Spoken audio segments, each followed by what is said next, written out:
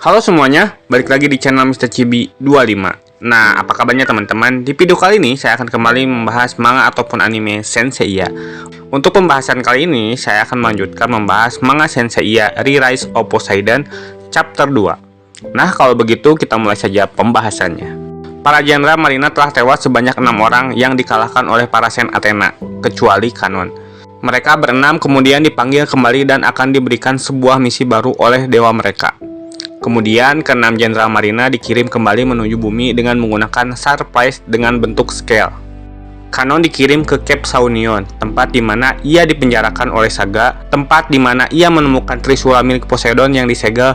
Di tempat itu juga ia merencanakan untuk menguasai daratan dan lautan dengan memanipulasi kekuatan Poseidon. Kemudian, para jenderal marina berkumpul. Sebelum dibangkitkan, para jenderal marina seolah mendengar suara yang meminta mereka untuk hidup dan melakukan sebuah tugas. Menurut Io, itu adalah suara dari Hades. Secara tidak langsung mereka ini sekarang adalah Spectre yang menggunakan surprise. Bayan merasa terhormat karena hidup yang singkat akan digunakan untuk melayani tuannya Poseidon. Kaisa merasa kaget karena ia baru saja hidup kembali dan ia sudah diberi pekerjaan yang harus dilakukan. Ishak tidak menyesali meskipun ia sudah mati sekali. Namun ada seseorang yang dibangkitkan bukan pada tempatnya di sini. Sambil menatap sinis kepada Kanon, ia mengatakan, "Bukankah kamu naga laut?" "Tidak, aku pikir kamu jenderal marina palsu, Kanon." Mendengar hal tersebut, Kanon hanya diam, tak menjawab ucapan Ishak. Ishak kembali berkata, orang luar yang menipu kehendak Raja Poseidon dan merencanakan untuk menguasai laut dan darat, masih memiliki keberanian untuk muncul. Kaisa menambahkan dengan nada emosi, ia menyalahkan Kanon karena mereka mati sia-sia. Ia sangat membenci Kanon. Melihat Kaisa yang di luar kendali, Krishna mencoba menenangkan. Krishna mengamati Kanon selama di dunia bawah. Ia mengetahui bahwa ambisi Kanon dulu yang menyebabkan perang terakhir. Krishna akan disebut berbohong jika ia mengatakan tidak marah. Namun, ia bersikap tenang. Jadi Krishna bertanya kepada Kanon, mengapa ia hidup kembali? Karena tidak ada gunanya untuk menyembunyikannya. Kanon hanya tetap diam, tidak menjawab apapun. Ishak menyuruh Kanon menjawab dengan nada sedikit tinggi. Kemudian Poseidon muncul dengan menggunakan tubuh Julian Solo untuk menghentikan pertengkaran di antara para jenderal marina, karena hal tersebut tidak akan menyelesaikan apapun dengan berdebat. Sorrento sedikit kaget mendengar penjelasan Poseidon bahwa Hades sang raja dunia bawah yang telah mempercayakan kepada Poseidon untuk menghentikan Nemesis. Sebenarnya Poseidon sedikit kesal karena Hades tidak mengendalikan dirinya sendiri dan terus meminta tolong kepada dirinya, sehingga ia tidak bisa tidur nyenyak sementara daratan dan lautan dihancurkan. Poseidon menjelaskan sebagai hukuman ilahi atas perbuatan manusia yang melawan dewa, asteroid Adrastea akan hancur, yang akan menyebabkan hujan meteor dalam 10 jam ke depan. Sampai saat itu, para jenderal marina harus menghentikan Nemesis untuk melindungi laut dan bumi. Io sedikit senang karena mereka akan menyerang lebih dulu ke markas Nemesis daripada para Sen. Menurut Krishna, tidak ada yang berubah. Mereka harus mengalahkan setiap musuh yang menghalangi jalan Poseidon. Bayan menambahkan apa yang akan datang lebih dulu, akhir dari kehidupan sementara kita atau bumi. Menurut Ishak, kehidupan bonus ini lebih seru seperti ini. Kasa sudah tidak sabar untuk melakukan misi, namun ia mengingatkan Kanon agar jangan melakukan sesuatu yang mencurigakan. Poseidon merasa senang dengan tanggapan para jenderal marina miliknya, seperti yang diharapkannya. Maka dari itu, Poseidon harus memberi mereka sesuatu sebelum pergi ke medan tempur. Poseidon lalu menebas tangannya dan melemparkan darah kepada para jenderal marina. Poseidon memberikan berkat dari darah ilahi miliknya. Percikan darah menjadi cahaya keemasan dan telah meresap ke dalam surprise Hades. Bahkan scale Sorrento yang rusak selama pertempuran melawan Andromeda kembali normal. Hanya dalam sekejap, 7 jenderal marina telah dipulihkan ke 7 jenderal marina kembali menggunakan scale asli mereka. Dalam scale mereka kini terdapat kekuatan yang meledak dari dalam. Berkat darah ilahi, para jenderal merasa terhormat.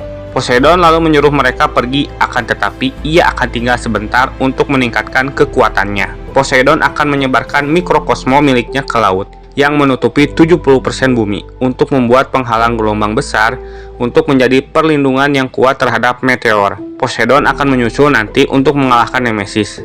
Kemudian, ketujuh jenderal marina pun pergi bersama Kiki dan juga Saina. Terdengar suara tertawa dari arah langit. Kemudian orang tersebut melakukan serangan yang ditangkis oleh Krishna. Menurut Kiki, orang brengsek tersebut ada di kuil Nemesis. Ia adalah Bellerophon. Menurutnya, bisa memblokir serangan udara darinya seperti yang diharapkan dari tombak emas Pangeran Laut Chrysaor. Namun, keberuntungan tersebut tidak akan bertahan lama. Ia lalu memperkenalkan diri sebagai Alice Bellerophon, salah satu spirit yang berjuang untuk Dewi Nemesis. Ia datang untuk mengambil nyawa Poseidon, sang kaisar lautan. Krishna menyuruh teman-teman untuk pergi karena mereka tidak punya banyak waktu. Ia akan melindungi Tuan Poseidon dengan nyawanya. Bellerophon tertawa, ia akan melayani Krishna dan menghancurkannya dengan Poseidon menggunakan sayap Pegasus surgawi.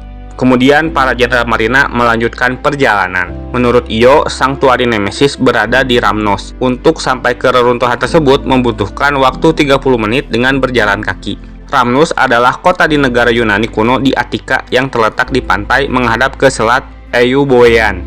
Kasa merasa aneh dengan kota yang dilewatinya, tidak ada seorang pun seperti kota hantu. Menurut Ishak tidak aneh karena tidak tahu kapan atau di mana meteor itu akan jatuh, sehingga mungkin para penduduk mengamankan diri. Bayan merasa aneh, ia merasa ada sesuatu yang hilang. Sorrento merasakannya juga, mereka seperti telah berputar-putar di tempat yang sama selama berjam-jam. Setelah Bayan dan Sorrento merasakan hal aneh, Io tidak melihat Ishak dan yang lainnya. Io yakin mereka berjalan berdampingan. Io lalu berhenti sambil menghentikan yang lain. Ia merasa apakah matanya berhalusinasi karena mereka telah melewati air mancur beberapa waktu yang lalu. Menurut Bayan tidak ada kesalahan. Seseorang atau sesuatu telah membuat mereka berputar-putar dalam ruang tertutup. Tiba-tiba, Io, Bayan, dan Sorrento dikelilingi ular yang sangat banyak. Bayan seperti diejek, kemudian mengeluarkan napas dewanya untuk menyingkirkan para ular. Namun saat mereka akan pergi, seluruh tanah di sekitar mereka telah rubuh, seolah-olah mereka berdiri di atas jurang. Io lalu mengeluarkan jurus yang ada dalam Scale Skyla. Io lalu mengeluarkan kelelawar untuk mencari jalan keluar dengan gelombang ultrasonik Panpir Inhale. Namun sayangnya kelelawar milik Io malah kebingungan karena ada sesuatu yang mengacaukan radar para kelelawar. Sorrento mulai paham, ia pikir telah memecahkan misteri mengapa mereka seperti dilinglungkan. Ia meminta maaf kepada Io dan Bayan karena akan sedikit menyakiti telinga mereka. Ia lalu meniup seruling miliknya dan menghancurkan penghalang yang buat mereka berputar-putar di tempat tersebut. Karena sesuatu menggunakan suara frekuensi yang tinggi, tidak terdengar oleh telinga manusia untuk menciptakan ilusi di otak mereka. Sorrento mengetahuinya berkat petunjuk yang diberikan kelelawar yang kebingungan. Tiba-tiba terdengar suara tertawa. Ia memuji para marina karena bisa keluar dari labirin yang ia buat. Namun para marina akan segera menyesalinya karena seharusnya mereka tinggal di sana dan mati dengan tenang. Ia lalu memperkenalkan diri sebagai Musica Terpsichore, salah satu spirit yang melayani Nemesis. Sekarang ia sudah datang dan akan memberi para jenderal marina kematian yang pasti. Bayan lalu meminta maaf karena tidak suka menyerang gadis cantik. Menurut Io, dalam kasus sekarang mundur bukanlah waktu yang baik. Sorrento lalu mengeluarkan suling dan memainkannya untuk menghalau jurus Terpsichore. Ia lalu menyuruh Bayan dan Io pergi. Menurut Sorrento, benteng musuh masih di depan. Ia akan mengurus Musica selagi musik serulingnya dan kecapinya sedang berperang. Spartoi telah melaporkan keadaan kepada Nemesis bahwa prajurit Kaisar Laut Poseidon sudah mulai menuju ke sini. Mereka bilang Bellerophon dan Terpsichore sudah ada di medan perang. Nemesis merasa heran karena Poseidon telah mencoba membanjiri permukaan bumi, dan kini ia datang untuk memperbaiki arogansi manusia. Nemesis agak kesal karena Poseidon mengganggu proses hukuman ilahi. Namun menurutnya itu tidak akan masalah dan bahkan akan sia-sia, karena dunia akan segera menyadari betapa mengerikannya seorang Nemesis. Nah, itulah untuk video kali ini. Terima kasih telah menonton. Jangan lupa like, komen, dan share.